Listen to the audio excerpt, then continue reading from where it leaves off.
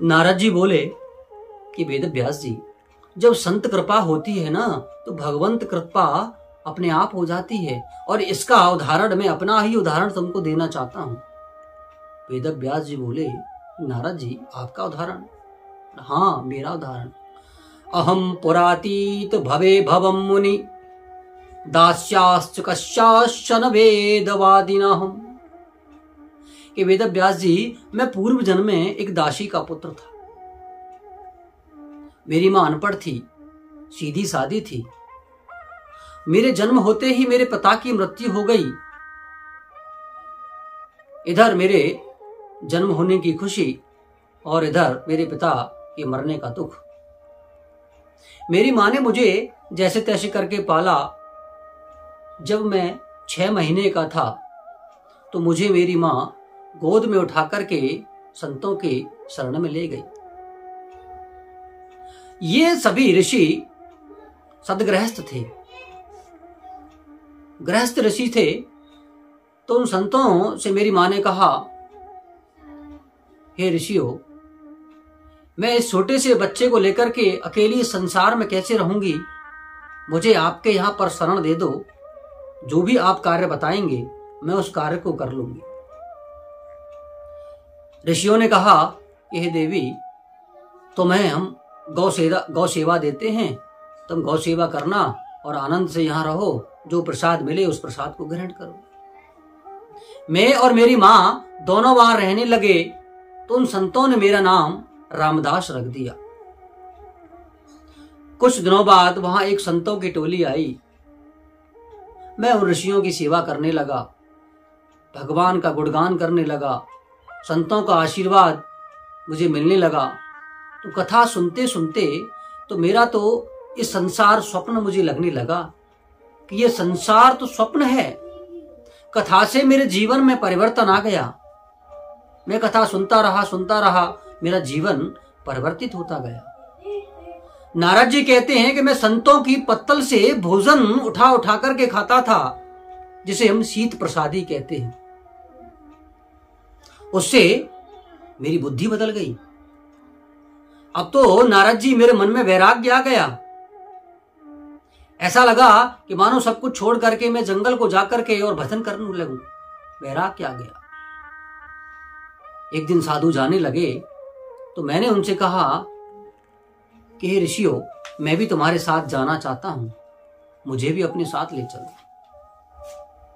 अब न जाने ये बात मेरी मां को कहां किसने बता दी, और रोते रोते उन संतों के पास आई और बोली, हे संतों, मेरे बेटे को आप ले मत जाना।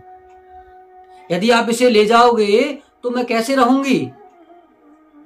और मैं उनके साथ जिद करने लगा जाने की। तो संतों ने मुझे समझाया कि हे बेटा, कि सबसे पहली गुरु मां होती है। जो सबसे पहला गुरु होता है वो मां है। माता की सेवा करो। जब तुम्हारी माता का स्वर्गवास हो जाए तो तुम जंगल में जाने के लिए स्वतंत्र हो। मेरे मन में वैराग्य। तो उन संतों ने मुझे एक मंत्र दिया। इस मंत्र का नाम है वासुदेव गायत्री।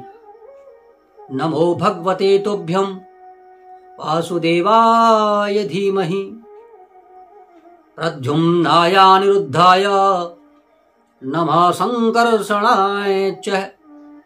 इस मंत्र को मैं जाप करने लगा। इस मंत्र को ओम नमो भगवते वासुदेवाय, इस मंत्र का मैं जाप करने लगा। और जाप करने लगा, कुछ दिनों बाद क्या हुआ कि मेरी माता गाय दुह रही थी और उसे एक काले सर्प ने डस लिया। काले सर्प ने डस लिया तो मेरी माता का देहांत हो गया। अब तो मैं सीधा वन को चला गया और वहां जाकर के मैंने इसी मंत्र का जाप किया। ओम नमो भगवते वासुदेवाय। मैं इस मंत्र का जाप करने लगा तो मेरे हृदय में ईश्वर प्रकट हुए और बोले कि मैं अगली बार मिलूंगा, अभी तो तुम्हारे संस्कार शेष हैं। तब सारी सृष्टि पलंकारी समुद्र में डूब गई तो मैं भी चला गया। उस सत्संग की कृपा से इस दासी का पुत्र महर्षि वे नारद जी बनकर के प्रकट हुआ। जो रामदास था वो महर्षि नारद बनकर के प्रकट हुआ। तो नारद जी बोले, व्यास जी, जब संत कृपा से एक दासी का पुत्र नारद, एक दासी का पुत्र देवर्षि नारद बन सकता है, तो आप भागवत क्यों नहीं लिख सकते? वेद व्यास जी की बात समझ में आ गई। नारद जी ने 3 उंगली वेद व्यास जी के हृदय से लगाई और सारा ज्ञान उनके हृदय में उड़ेल दिया। व्यास जी ने फिर भागवत की रचना की। फिर वेद व्यास जी ने यह भागवत सुखदेव जी को सुनाई और भगवान सुखदेव ने फिर राजा परीक्षित को सुनाई और 7 ही दिन में मोक्ष मिल गया। क्यों? मोक्ष देने की जो क्षमता है, मोक्ष देने की जो सामर्थ्य है, वो वेद व्यास जी में नहीं है, सुखदेव में है। क्योंकि सुखदेव का जीवन भागवतमय जीवन है, वो भागवतमय जीवन जिया है।